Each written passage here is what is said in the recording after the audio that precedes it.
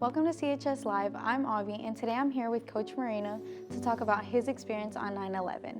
Today we'll be asking him a couple questions, and the first question is, where were you and what were you doing when you first heard about the 9/11 attacks? At the time of the 9/11, woke up as a regular day, lived in Poughkeepsie, New York, which is about an hour and 15 minutes away from the city.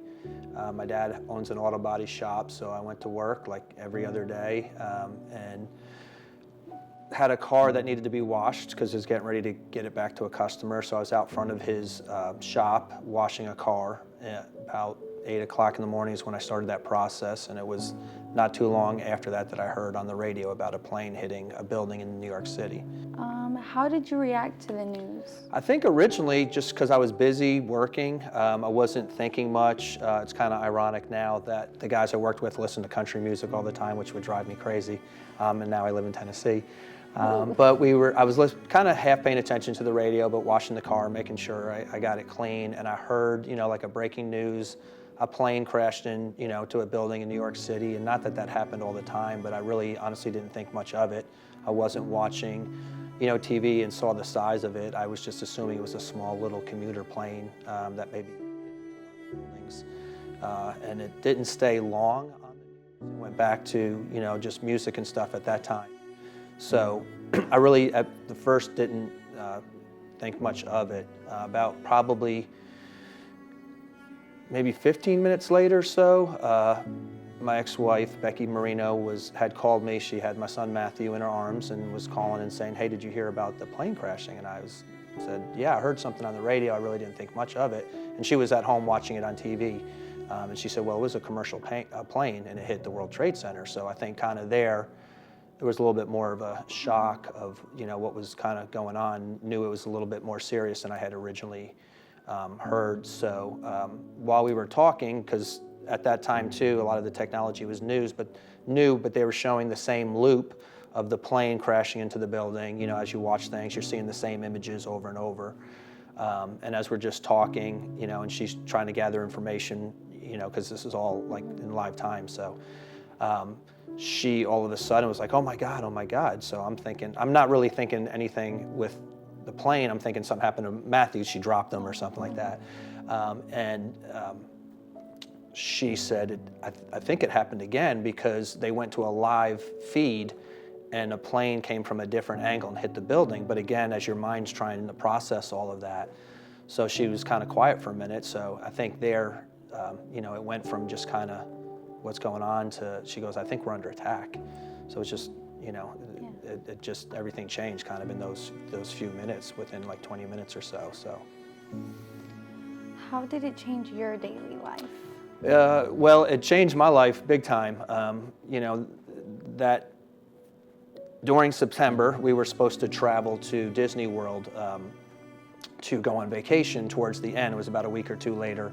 All the flights were canceled, and we jumped in a car and drove to this small little town I'd not really heard much about. It's called Cleveland, Tennessee, to this small little Christian college called the University. And actually, Mr. Lamagna, who teaches here, was the first one from where we lived that went to Lee University. And Mrs. Marino's brother was good friends with Seth, and they went there too. So we drove, picked him up, went, had a great vacation, and came back home. But it's kind of how one thing led to another, and before, in a year and a half's time, I actually started going back to school, thought about becoming a teacher, and then we wound up moving from New York to, here to Tennessee. So I don't know if 9/11 hadn't happened and the flights weren't canceled, but it really changed my career. It changed where I lived, changed where I raised my family, and being here today, a lot of it stemmed from that day.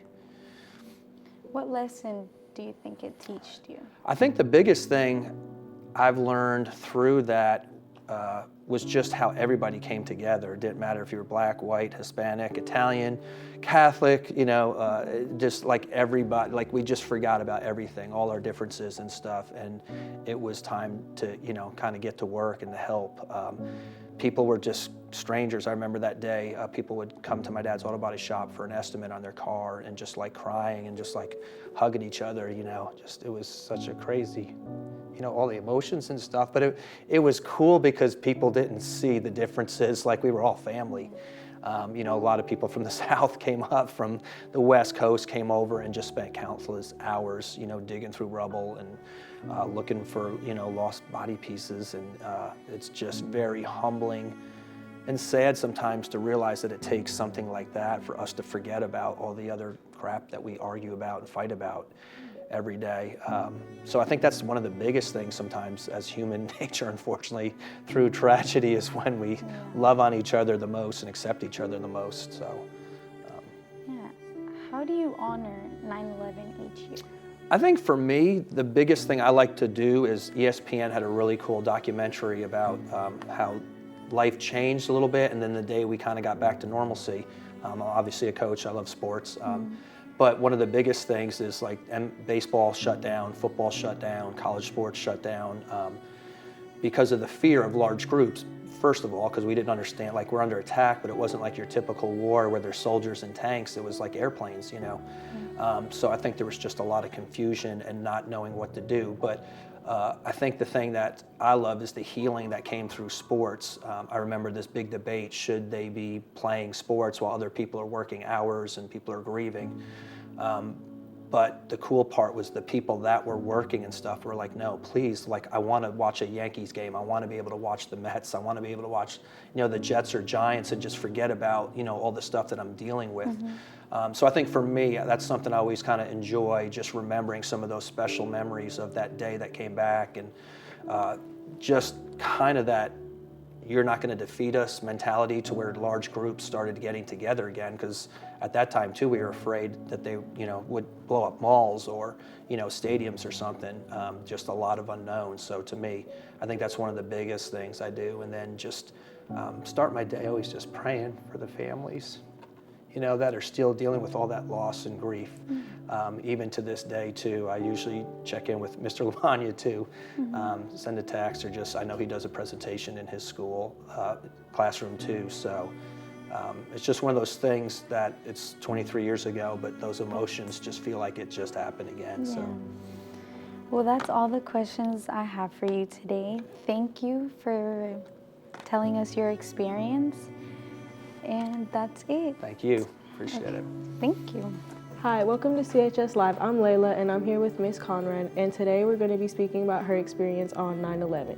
So we're going to be asking her a few questions, and the first question is, where were you and what were you doing when you first heard about the attacks? I was in my small town of Johnstown, Pennsylvania. I was in the 10th grade sitting in Spanish class. Okay. How did you react to the news? We were terrified watching it on the news and watching all the events unfold. Oh my gosh, okay. In what ways do you think 9/11 has changed the world or your community?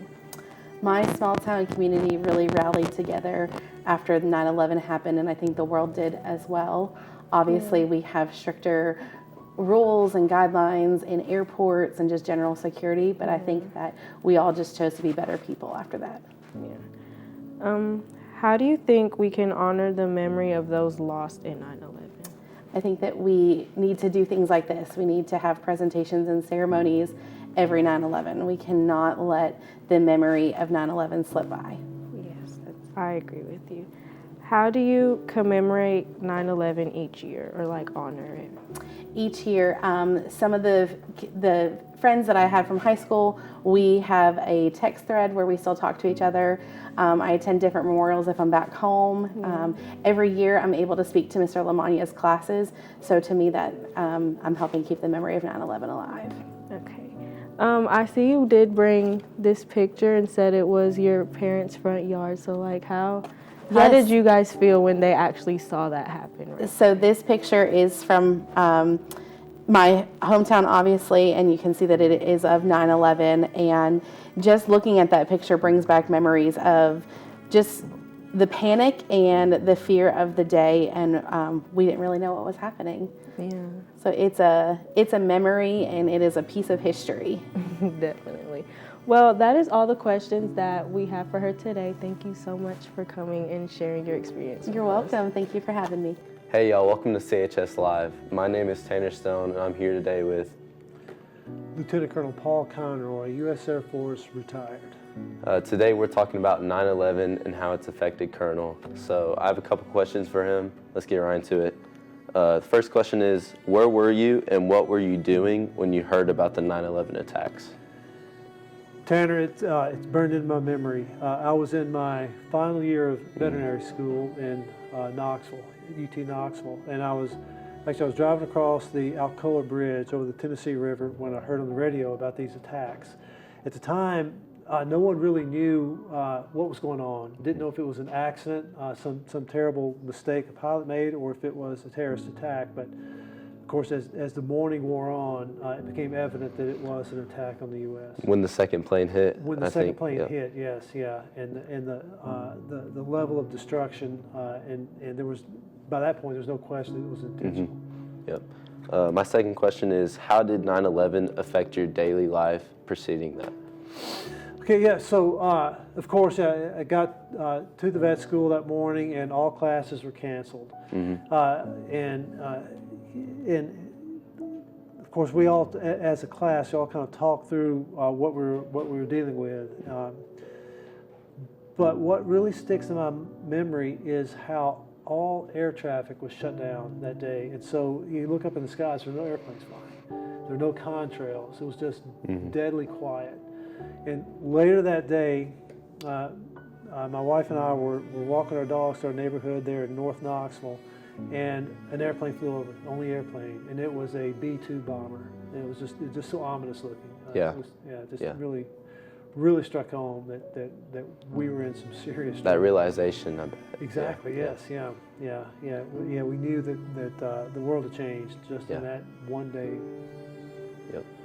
My next question is, in what ways do you think 9/11 has changed the world or community? It's hard to overstate how much 9/11 has changed the world. I think the way the U.S. interacts with other countries, of course, after 9/11, about a month later, I think it was October the 7th, 2001, we invaded Afghanistan. Yeah. And that set off a 20-year war, a very long war against terror that this country fought. And I think over 1 million Americans fought in that war, both in Iraq and Afghanistan, and other places as well. And so the impact that's had is significant, and it's impacted our culture in so many ways. Domestically impacted our privacy and everything. Yes, exactly. Yeah. I think there have been laws. The Patriot Act, I think, is what it was called, was passed shortly after 9/11.